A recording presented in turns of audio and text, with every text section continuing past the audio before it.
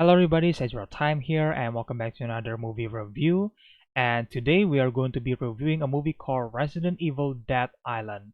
Now this is the fourth Resident Evil animated movie by Capcom, and it basically stars all the protagonists, if I'm not mistaken, like from Chris, Claire, and then Leon, and then Jill, and I guess Rebecca Chambers as well.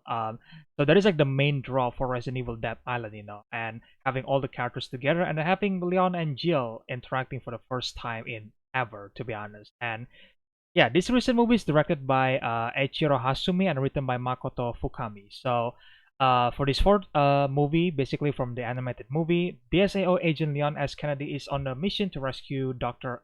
Antonio Taylor. And at the same time, you got Chris, Claire, and Jill.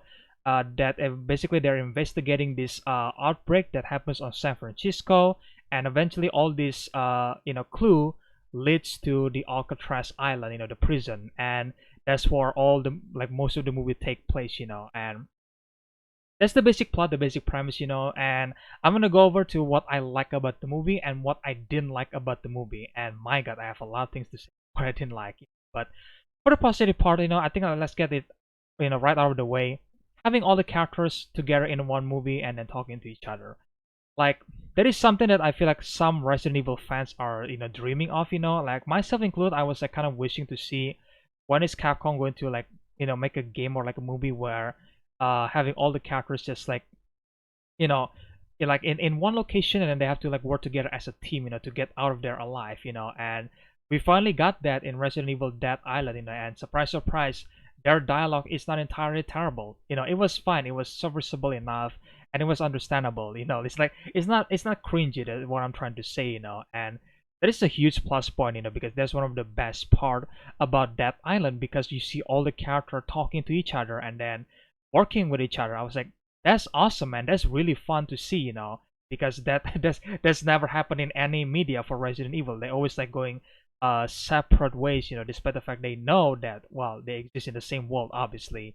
So this is the first time we see four protagonists working together. Well, five, including Rebecca, and of course, the action sequences, I do think is better than Resident Evil Vendetta, because Vendetta was super over the top, and I feel like some people might choose that over this action sequence on that island, because that island really just like scaling back the action sequences. Like they're not going too crazy, like Leon on the like on highway and then like get chased by a zombie dogs, Cerberus, and then potentially killing some innocent people on the way. Because I remember like a car blow up, I think, when there is like that chase scene in that movie, and then of course the final fight scene with Chris and the main bad guy and Von Vendetta.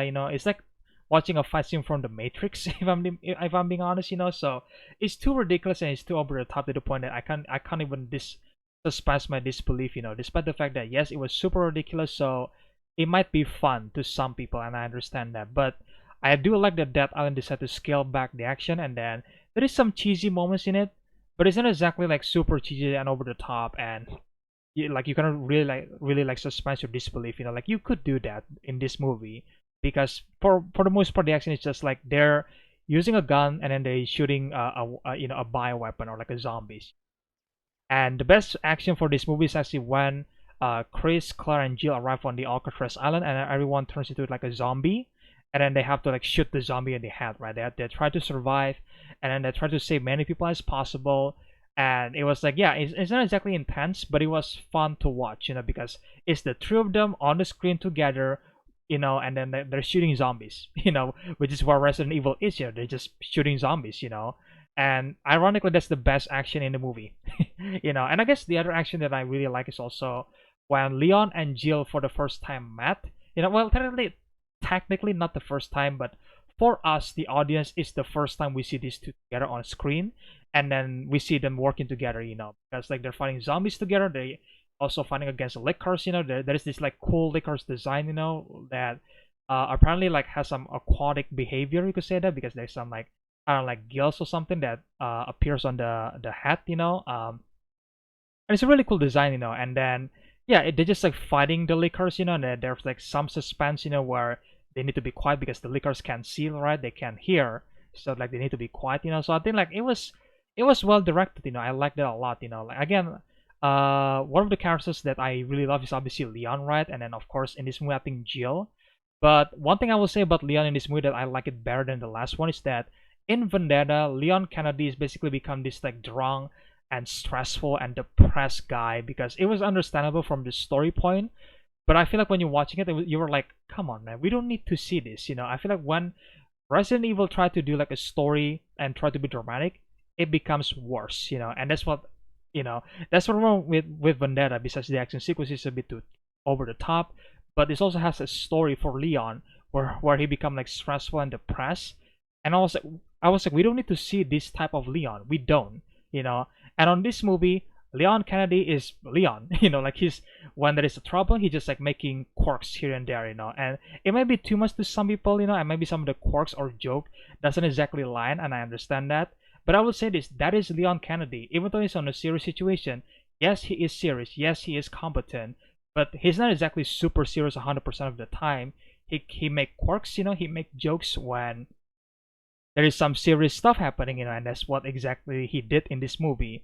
And I really like that decision that they're no longer like making Leon like depressed in the last movie, but like yeah, it's Leon Kennedy that you know and love, And obviously, I'm really glad that we get to see Jill Valentine again, because I know we see Jill Valentine in Resident Evil 3 remake, but it was a remake from the old game, But I'm talking about the main entry for the Resident Evil franchise, The last time we see Jill, if I'm not mistaken, was from Resident Evil 5, and on Resident Evil 5 or like RE5, she was brain controlled by or like brainwashed by Wesker, and this is the first time we see her again, which is basically maybe 6 year I think after the event of the RE5, So I think that's a good decision because it's been a while since we see Jill on the main story, because like in RE7 and RE8, the main protagonist is Ethan, it's not anybody from the legacy character except I guess Chris, but only Chris. That's it, So this is the first time we get to see an update, basically what happened to Jill's character, and they do give some update from the first act, where we get to see Jill and Chris talking to each other, and then Jill kind of like explaining her, her situation, like how does she feel about being controlled by Wesker and stuff like that. I do think that that's a good stuff, and I kind of wish they touch upon that more. But I feel like from what I'm getting, I was like, yeah, it's good enough, But there is also some problem with her character because like her character is quite prominent, but also not really, especially from the second half of the movie, But we're gonna get that later when I get to the negative part, So, and one more thing about Jill's Valentine's, guys. Jill looks so young in this movie. She really does. She's probably looking like the youngest among all the other characters, and apparently the writers has some explanation to that. Apparently because Jill was being experimented by Albert Wesker, and that in turn makes Jill age slowly compared to the other characters.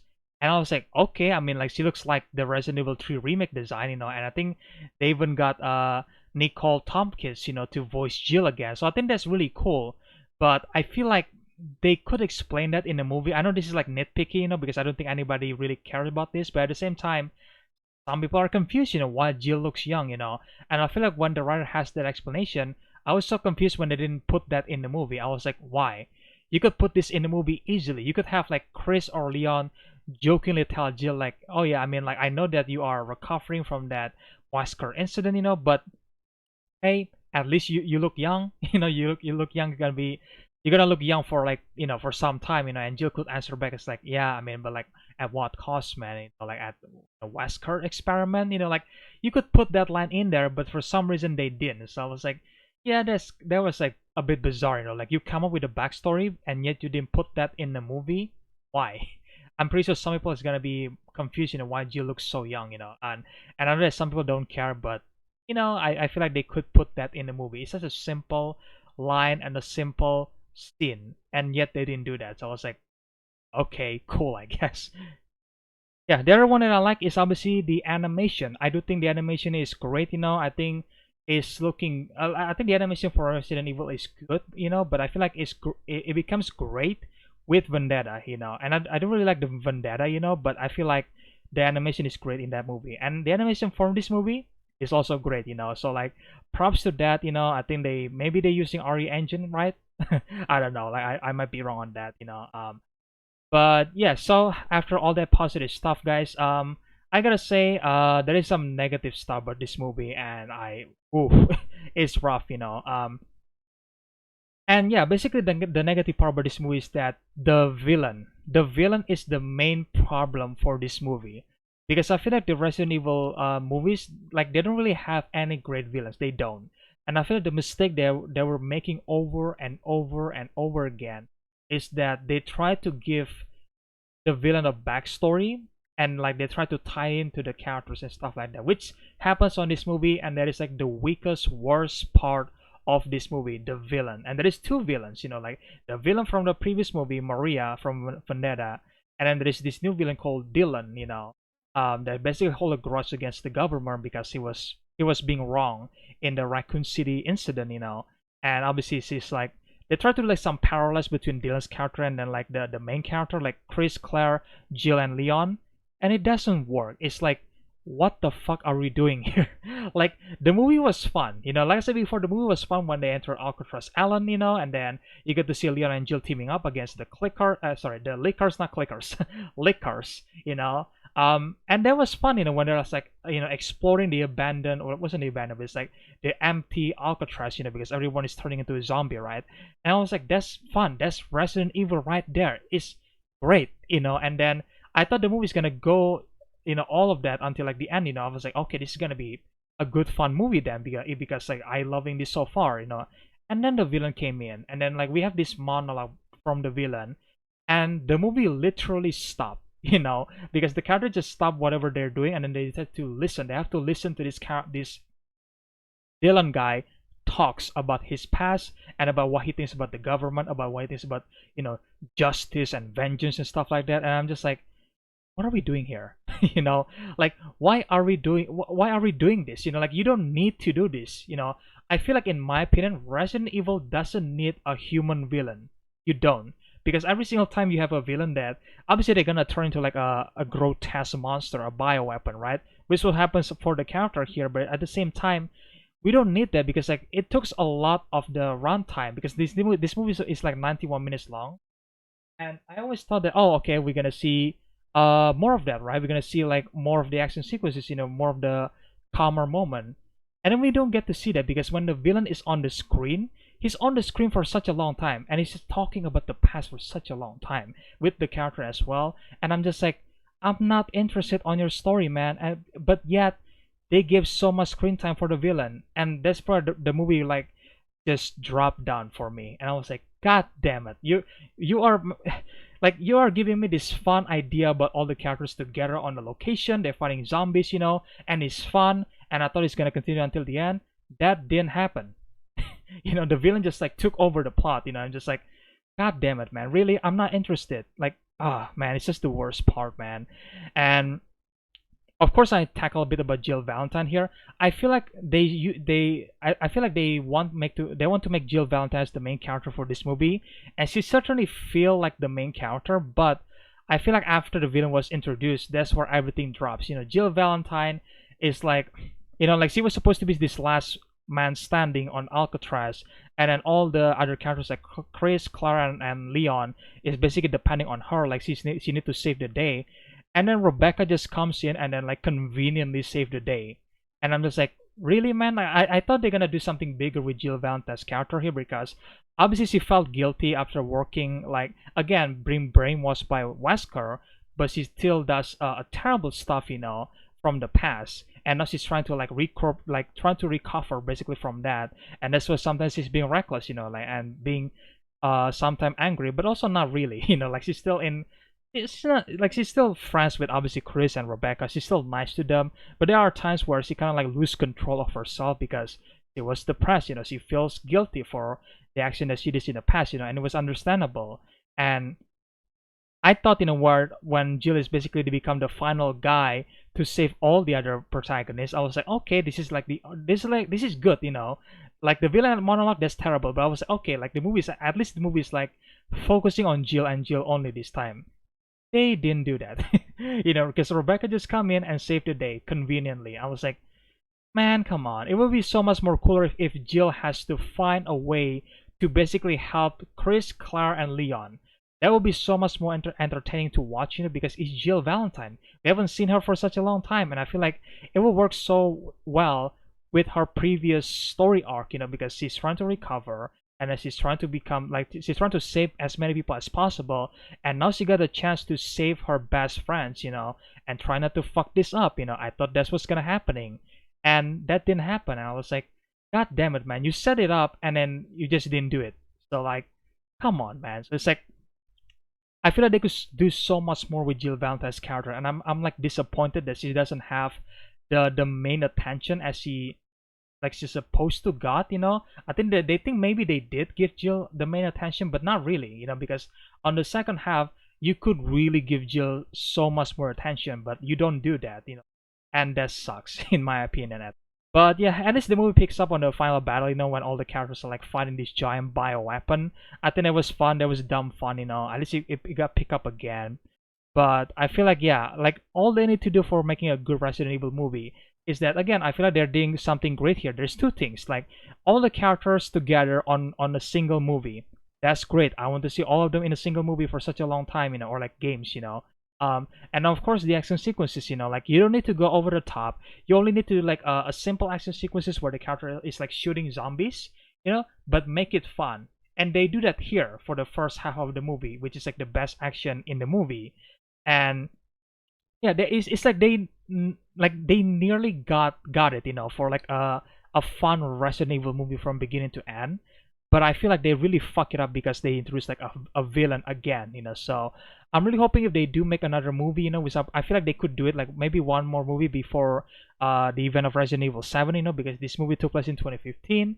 The next one could probably took place in 2016, before the RE7 storyline, because that storyline exists in 2017, and I was like, yeah, I'm hoping if they do the second one, or like the next movie, I wish they bring back all the characters, not just like Chris or Leon again, but bring back all the characters: Chris, Claire, Leon, Jill, and then Rebecca. Just bring them all back again, and then just focus on them trapped in one place, and they have to find a way out of there while shooting a bunch of zombies, or like fighting a bunch of bioweapons like Lickers or like Cerberus or something like that. That's what I wanted to see. That's what most people wanted to see, And we don't need a human villain. We don't. The villain for the Resident Evil movie should be the bioweapons.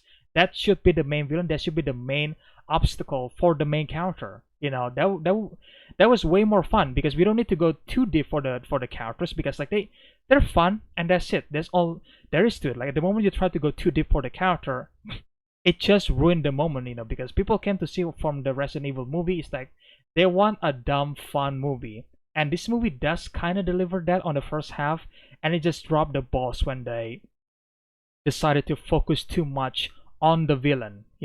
That is the main mistake, and I'm really hoping in the next one, if they even do like a second, do like the next one, I'm really hoping they do. They could do like one more, I guess. Just bring back all the character, and then don't have any human villain. The villain should be the bioweapon that they needed to kill. That's all the team needed to do. You don't need to create like an amazing screenplay. Just make a good screenplay. Just like a not non-cringy screenplay, basically. And I feel like they did that in this movie. It was fun when all the characters are talking to each other for the first time. And I was like, yeah, this is fun. I want more of this, please. And yeah, I'm really hoping they do that in the second one. But yeah, it kind of sucks that the villain just like bring down the whole movie and then like break the pacing, and the movie just stops basically. Like, man, come on. I wish they explore more of the Alcatraz Island, while fighting a bunch of zombies. I think that would be fun, and that's what I wanted to see. But we kind of get that in the beginning, but not the rest of the movie, sadly. So either way, guys, that's my review for the Resident Evil Dead Island. I still think it's a fun movie. It's like a 6 out of 10 for me. If they do, I'm really hoping they still making the new Resident Evil movie, with this idea for bringing all the characters together.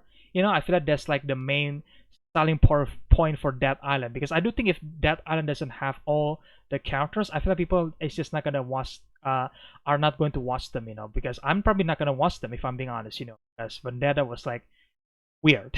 It's super weird, but now because all the characters are here, I was like, oh, I want to know, I want to watch them, so it's like, I'm hoping they keep continuing doing this. If they continue to make a future Resident Evil movie, have all the characters here on one movie, please, and don't have any human villains. That's it.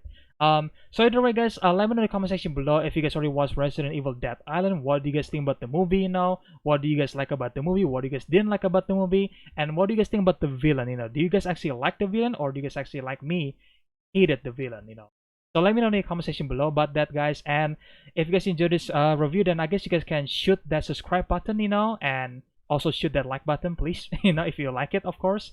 And yeah, stay tuned for more videos in the future, guys. And again, I really hope you guys enjoyed this review, and I will see you guys in the next one then. Bye.